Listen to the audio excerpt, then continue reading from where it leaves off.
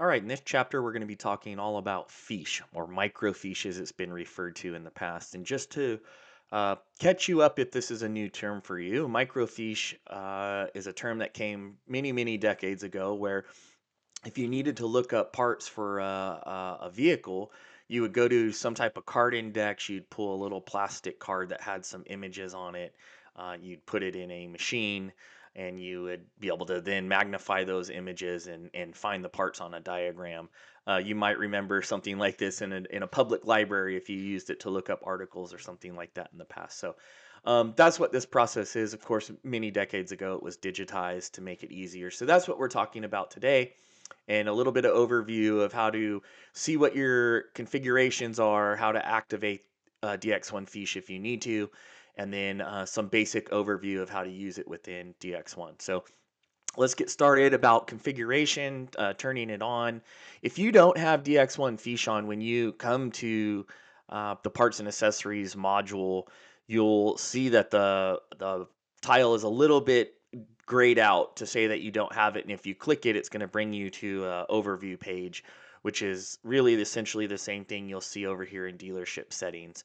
I have it activated, so let's go ahead and we'll go to dealership settings to take a look at the page. Over in my left-hand collapse menu, if I go down near the bottom, I'll see DX1 Fiche for DMS settings. And if I click that, I can see some information here. Um, so for you can see that you can add manufacturers that you're authorized for. In this case, in this example, in this imaginary dealership, I'm selling Polaris GEM commercial vehicles. I'm authorized for Kawasaki and CF Moto. And so here's where I can come to see this product. And you can see up top the pricing is very clear. It's $50 per month to use this product, and that includes 3 OEMs. If you have more than 3 manufacturers or 3 OEMs, like many of you do, it's just simply $15 per month to add additional OEMs. And to see your additional OEMs, maybe I am adding, BRP, Honda, EasyGo, something like that. I'm adding to my dealership. Before I would see them on this list, I would need to make sure that I'm calling DX1 support and letting them know that, I'm now an authorized dealer. They'll need to do a few things on their side to make the options available for you. So as we can see here, I have some configuration as well. For some reason, if I want to not have access to everything, maybe I don't sell generators for CF Moto, so just having it as an option is unnecessary. I could check that. But in most cases, most dealers have any type of data that's available on, but I do want to note that you do have control over what shows for your users. And in some cases, you can see with Polaris here, I made an example where I'm only authorized in this imaginary world to sell the GEM commercial vehicles as part of Polaris. So that's why you might be asking, well, how come I don't see more things for Polaris for utility or ATV or items like that? That's just an example of you still have to be authorized for particular types of vehicles as well to have access. And again, the example would be for CF Moto and Kawasaki. I'm authorized for all those types of vehicles. I do want to mention that when you add or make changes, which is what I did prior to this video to kind of, bring it together for you. If I came in here and which was the case when I started, I didn't have CF Moto activated. I did it. I checked all the boxes. I came down here. I, you know, look through my terms and conditions, which is just basically letting you know that you're opting into this type of process. Again, that when you make changes, you may need to wait up to have 24 hours to see those changes apply, which is going to be the case. You'll see here in a minute, I still probably won't show CF Moto yet. Because I just activated them prior to this video just so I could explain the differences and you're not confused if you make changes yourself. And then cancellation, if you decide to cancel a particular manufacturer or the product altogether, just make sure you know that it requires 30 days notice. If I make any type of addition or update and I need to make it changed, I'll click the box here to accept the terms and conditions, hit purchase.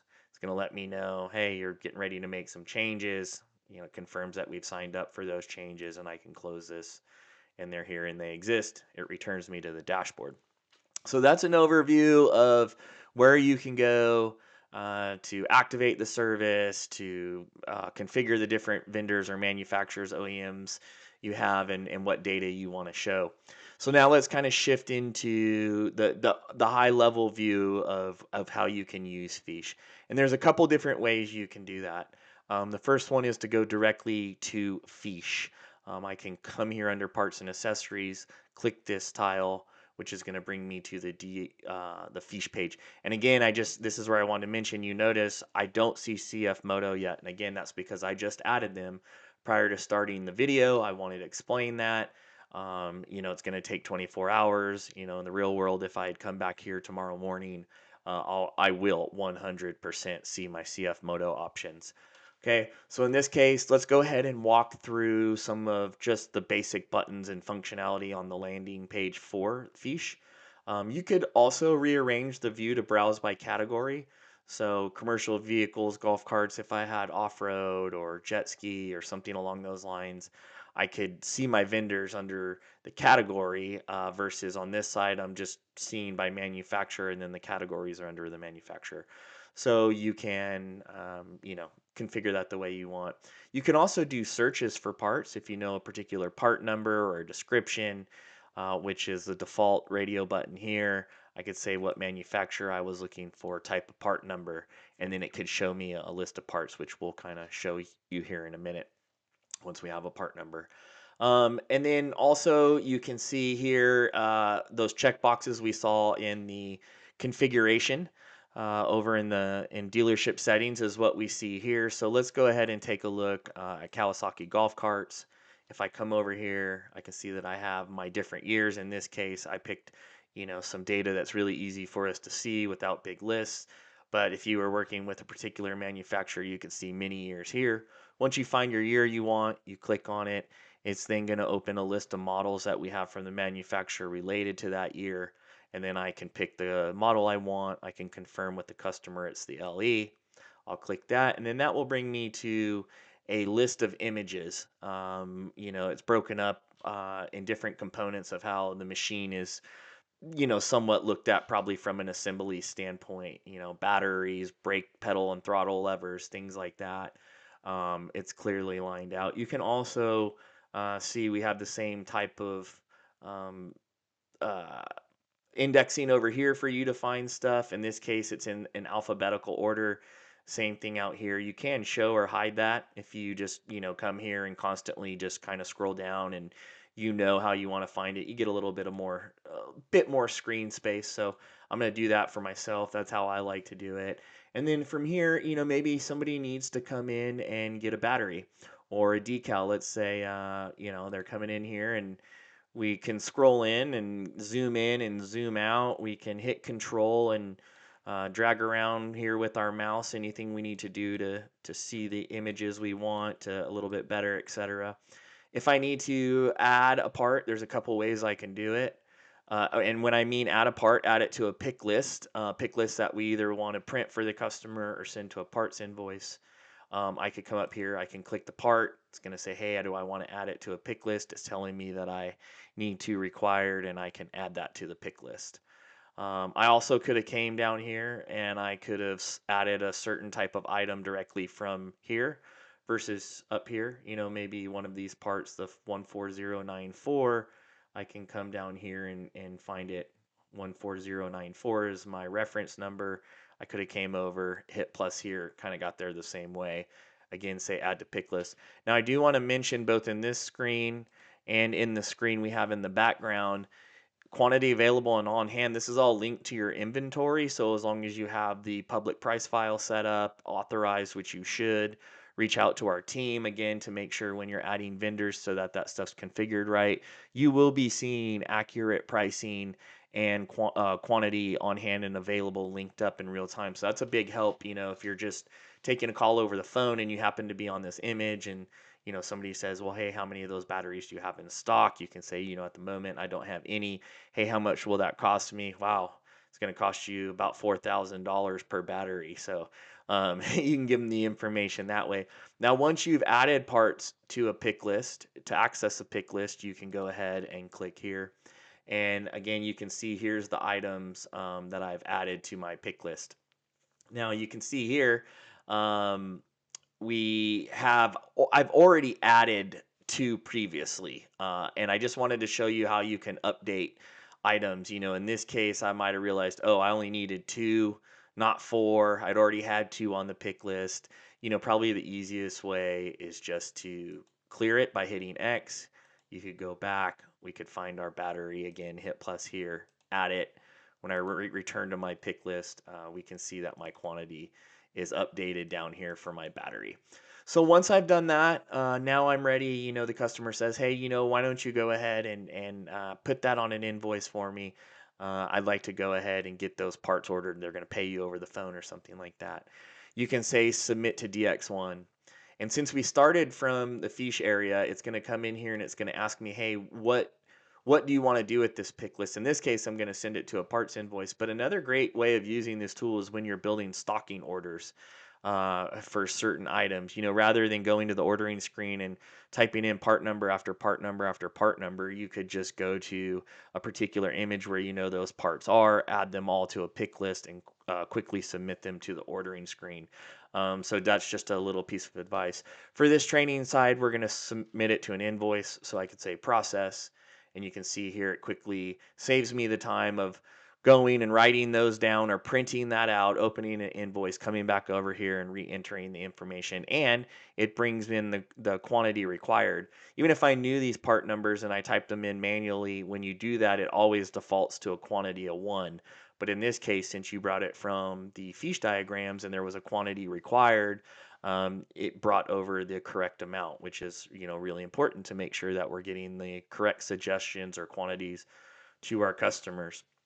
So that's one way to use Fiche and get it into a parts invoice. Now I'm going to go ahead and close this out. I'm going to clear my pick list, which is a good idea over time, so you don't pick up somebody else's parts if somebody else is using it.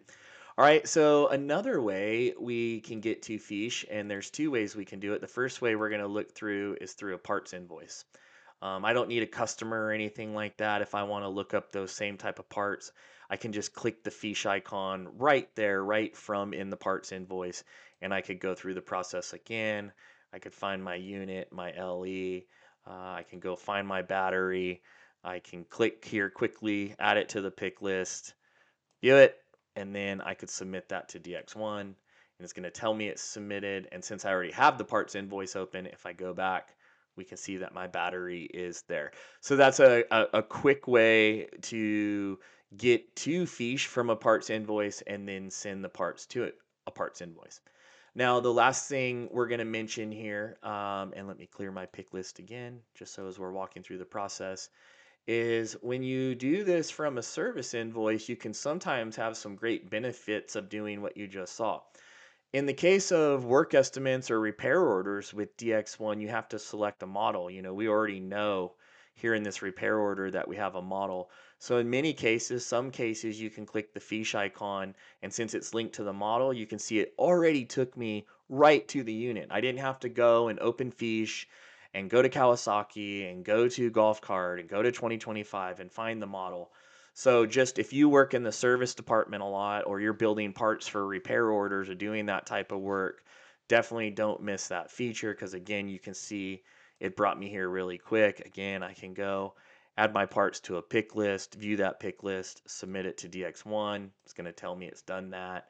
And then when I go back over to my repair order, it's added the part. I hit save, and now I got my Fiche products in there. So this is a great tool. It can save you a lot of time. It's definitely helpful when you have newer employees that may not be exactly familiar with all the components of a part, how they come together, or even how to find them. So make sure your dealership is using this tool in DX1. You have all your manufacturers authorized and synced up to take advantage if we do have their fiche information.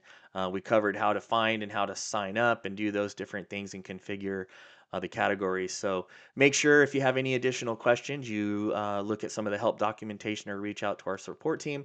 But hopefully otherwise this video shows you how to get signed up and the quick and easy ways to use Fiche within DX1.